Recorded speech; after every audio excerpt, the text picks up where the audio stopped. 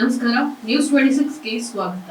3 ಜಿಂಕೆಗಳನ್ನ ಬೇಟೆಯಾಡಿದ ಆರೋಪಿಯ ಬಂಧನ, ಮತ್ತಿಬ್ಬರು ಪರಾರಿ. ಹನೂರು ತಾಲೂಕಿನ ಪಳನಿಮೇಡು ಗ್ರಾಮದ ಹರೀಶ್ ಎಂಬಾತನೇ ಬಂಧಿತ ಆರೋಪಿಯಾಗಿದ್ದಾನೆ. ಮಲೆಮಹದೇಶ್ವರ ವನ್ಯಧಾಮ ವ್ಯಾಪ್ತಿಯ ಕೌದಳ್ಳಿ ವಲಯ ಅರಣ್ಯಾಧಿಕಾರಿಗಳಾದ ಕಾಂತರಾಜ ಎಸ್ ಚೌಹಾಣ, ಕೌದಳ್ಳಿ ಶಾಖೆಯ ಉಪವಲಯ ಅರಣ್ಯಾಧಿಕಾರಿಗಳಾದ ಆನಂದ ಹುಲಸಪ್ಪ ಗೋಳ ನೇತೃತ್ವದ ತಂಡ ರಾಮಪುರ ವನ್ಯಜೀವಿ ವಲಯದ ಮಹದೇಶ್ವರ ಬೆಟ್ಟ ಮುಖ್ಯ ರಸ್ತೆಯ ಬಳಿ ಆರೋಪಿಗಳಾದ ಗೋವಿಂದ, ಪ್ರಭು ಮತ್ತು ಹರೀಶ್ ಎಂಬಾತರು ನಾಡಬಂದೂಕಿನಿಂದ 3 ಜಿಂಕೆಗಳನ್ನ ಭೇಟಿ ಮಾಡಿರುವ ಕುರಿತು ಖಚಿತ ಮಾಹಿತಿ ಮೇರೆಗೆ ದಾಳಿ ನಡೆಸಿದ ಅರಣ್ಯಾಧಿಕಾರಿಗಳ ತಂಡ ಓರ್ವನನ್ನ ಬಂಧಿಸಿದ್ದಾರೆ. ಅಲ್ಲದೆ ಪರಾರಿಯಾಗಿರುವ ಮತ್ತಿಬ್ಬರ ಪತ್ತೆಗೆ ಬಲೆ ಬೀಸಿದ್ದಾರೆ ಎಂದು ತಿಳಿದು ಬಂದಿದೆ. ಈ ಕಾರ್ಯಾಚರಣೆಯಲ್ಲಿ ಗಸ್ತು ಅರಣ್ಯ ಪಾಲಕರಾದ ರಕ್ಷಿತ್ ಸಿಬಿ, ಕಲ್ವೇಶ್ ತುರುಮುರಿ, ವೀರೇಶ ಸಿದ್ದಪ್ಪ, ಮಾರುತಿ ಮನಿಕಟ್ಟಿ ಹಾಜರಿದ್ದರು. ವರದಿ ಎಸ್ ಪುಟ್ಟಸ್ವಾಮಿ, ಹೊನ್ನೂರು, ನ್ಯೂಸ್ 26 ಕನ್ನಡ, ಚಾಮರಾಜನಗರ.